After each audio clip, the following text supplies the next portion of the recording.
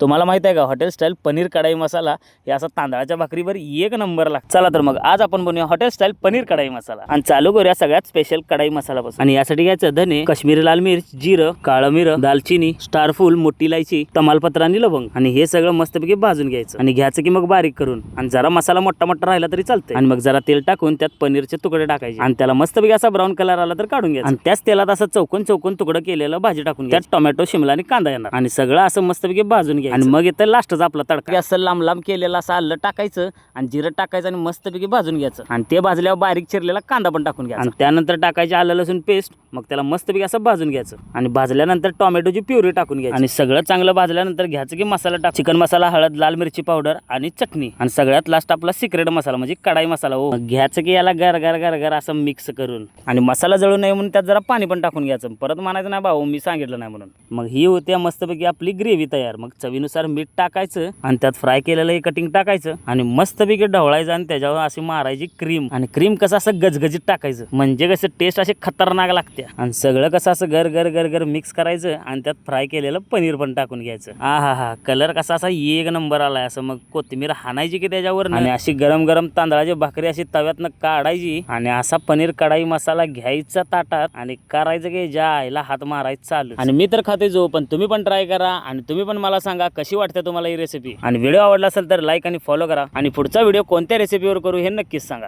भेटू पुढच्या व्हिडिओत, चला भाऊ।